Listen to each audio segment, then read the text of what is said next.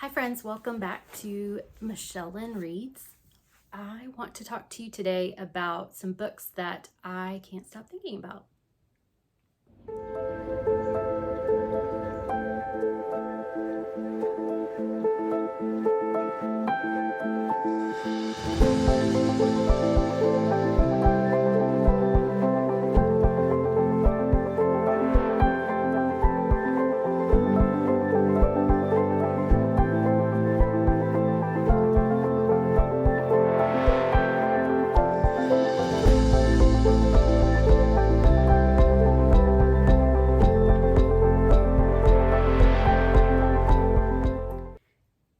I have seen this video done by other booktubers, too numerous to list, below. I really enjoy it because it helps me get to know that booktuber's reading style, and when they talk about the books that they can't stop thinking about, I get to know a little bit about their personality and a little bit about what they like to read. So I hope to do the same in this video. As a new booktuber, I'd love to share more about my reading preferences, reading history, and for you to share in the comments below some of the books that you can't stop thinking about and why. Great way to get to know each other. So the first book I want to talk to you about is Allegedly by Tiffany D. Jackson. This was the first Tiffany D. Jackson book I read. I read it about 4 years ago, I think. This is a story about Mary. Mary is accused of killing a baby when she's 9 years old, and she goes to jail, and then she's released into a group home. And it looks at her background, how she was raised, her relationship with her mom, some of the supporting characters that have played in her life and how that's impacted who she is becoming. And I really loved Tiffany D. Jackson's ability to write characters. You feel like you really get into Mary's head, and you feel like what her mom did to her, you're feeling that as well.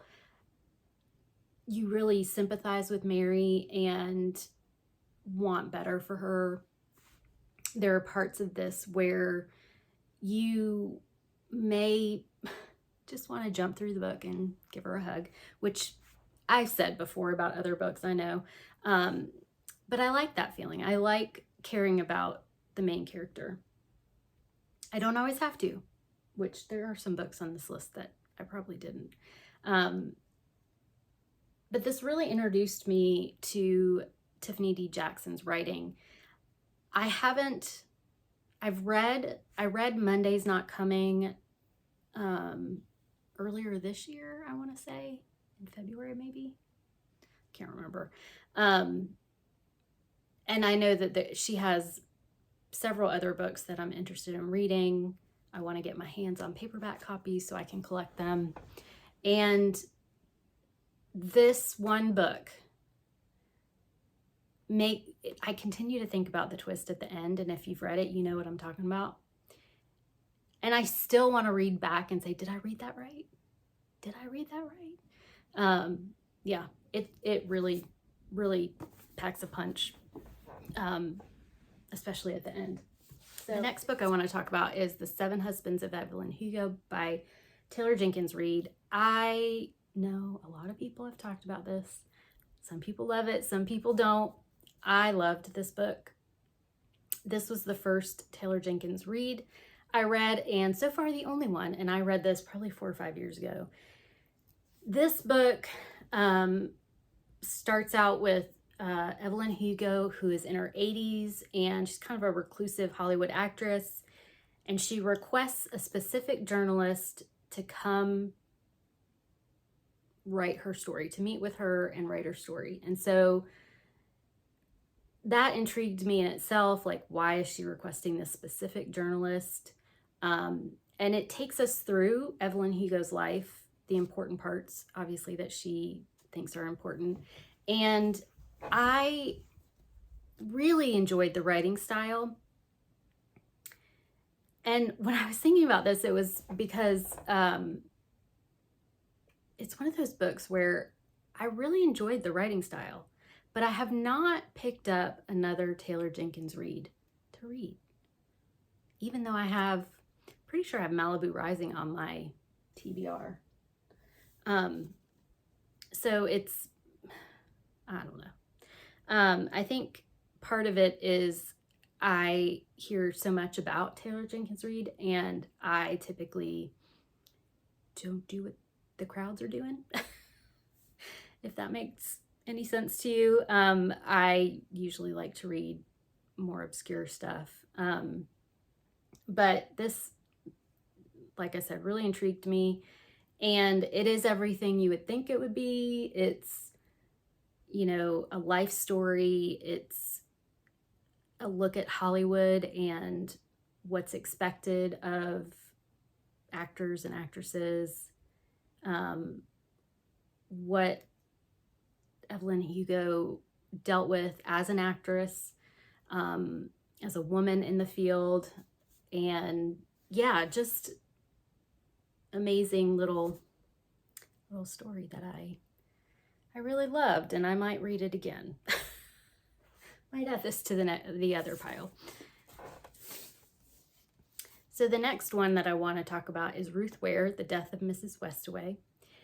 This was the first Ruth Ware book I read, which this may be a trend because the other two were the first of those authors I've ever read. Now, Ruth Ware, I have since read one or two of her other books, at least one I know of. I read The Woman in Cabin 10 recently, and liked it, but didn't love it as much as I love this one. So The Death of Mrs. Westaway is a fairly common, it starts with a fairly common trope, mystery trope, thriller trope, where someone who doesn't expect it gets an inheritance letter and they have to go usually to some kind of Gothic mansion or eerie place to collect it. And that's what happens with this book. And I loved it. I still think about the setting a lot. The house itself that they go to, the full estate of around the mansion, and the intensity of some of the scenes. All of that are things that I remember about this book. I also remember the feeling it gave me when I read it and when I finished it. And to me, it felt like a modern day Agatha Christie book. And I would highly recommend this book. I also know people who really didn't like it. So, yeah, I really like the cover. Y'all know, I'm a sucker for covers. Okay, the next one, I can say, I can't stop thinking about it, but it's not because I loved it. And I'll say that I didn't hate it, but I didn't love it like 4 or 5 stars. I think it was like a 3-star for me. And this is The Death of Jane Lawrence by Caitlin Starling. This is about a woman who feels like she has to get married to have a secure future. Does it say when it is? I don't remember, but it gives vibes of, I think the intent, I don't know if it was the intent of the author, but it gives vibes of Rebecca by Daphne du Maurier. And I remember this for the setting, the mansion, for the creep factor, as far as paranormal creepiness. I wasn't expecting that, even though it probably says it somewhere. But I try not to read blurbs on, especially thrillers, and that's just my fault if it surprises me. I think that this book is definitely, it's a bit confusing in certain parts. I did listen to the audiobook while reading part of it, just so I could try and keep track of the different rooms in the house. And the different rooms in the house, different floors of the house, are a big part of the story. Did I finish saying what the story was about? I don't think I did. So the woman feels like she needs to be married to have a secure future, and she marries the local doctor or visiting doctor. She marries a reclusive doctor, but he does go out into the community and practice. Made me think more of the vibes of the dark, eerie, fog on the moor kind of feeling from Rebecca, and maybe even Jane Eyre type, or Wuthering Heights type by the Brontes. But yeah, I think that I really liked the setting and how intricate it was and detailed. I really did like parts of the character development. There were some other parts that felt kind of ridiculous to me. And I'm very much a realist. I have a hard time suspending belief. And that's just me as a reader. Those things are going to be hard for me. And this was hard for me in certain spots. But if you like a Gothic mansion setting and you like a little bit of creepy, who's behind the door kind of feeling, this might be a good one to try for you. The next one is Bandit Queens by Perini Stroff. I read this last year for the Women's Prize for Fiction long list. I don't think it was shortlisted. Maybe it was. In my opinion, it should have won, but don't come for me. Fans of the winner. I picked this up sort of reluctantly. I went to my local indie bookstore and to see if they had any of the long listed books in stock, and this was the only one they had in stock. I mainly because it just hadn't really thought about reading it. The synopsis didn't really pull me in necessarily, but I decided to pick it up, and I'm so glad I did. I loved this book. This is the story of Gita. It's believed that Gita killed her husband, and so that belief, she doesn't do anything to deny it. She doesn't do anything to promote it either, but she just doesn't deny it. And she is okay with that because where she lives, she's a single woman living alone, and it's better to think she's dangerous, and it's safer for her to be thought of as basically a murderer. And I just love the story. I mean, it was funny in parts. It was heartbreaking in parts. I don't often get like hugely in a laughing fit from a book. I don't know. I don't tend to read humorous books. And this definitely had me laughing. There's a dog in it that plays an integral part. And of course, I love dogs and love that aspect of it. I would say the reason I keep thinking about it is just because it's a great story. You got to know the characters without huge descriptions, and kind of their connections to each other and where they land on, do you think Geeta's a murderer? Do you think she's not? You get more of the story of Geeta and her husband, and it's just a fun book. But like I said, there's also really hard topics in here. And yeah, I would warn for content of physical and sexual assault, and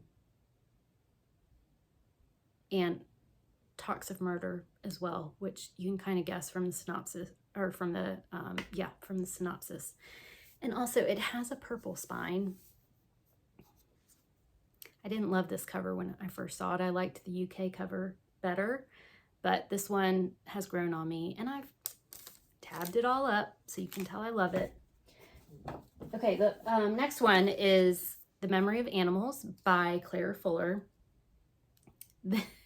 This book I wanted to read so badly. I pre-ordered it, which is unusual for me. I don't pre-order books often, but I heard this was coming out, that Claire Fuller wrote it about a pandemic before the pandemic hit. And it's amazing. I mean, there are a lot of books about pandemics, and a number of them were written before the pandemic. But the things in here that are so close to what actually happened, I feel like I want Claire Fuller to just admit that she's psychic. Just come out and say it. In all seriousness, this book, if you have a hard time reading about the pandemic, if the pandemic hits you in ways that are still very raw, I would wait to read this book. But it's basically the story of some people who agree to test a vaccine for this illness that has started to spread, and they are basically locked in a research facility and given doses of the vaccine, and it goes through as the pandemic worsens, things happen inside and outside. They can see outside, but they can't get outside. And I thought it was amazing. I've read Claire Fuller before. I read Unsettled Ground, and liked it. I liked this one more, maybe because it was a little bit more relatable, but I also liked the character development in this one a little bit more. But so much, I like this so much and still think about it so much that I have pretty much bought every book I can find by Claire Fuller and still haven't read them. So that's kind of on par with how I do things. Then I've got two classics that I always think about and I go back to. In fact, one of them I reread last year, and that's The Awakening by Kate Chopin. Depends on who you are and where you are. This is also her short fiction. I read this first in college, and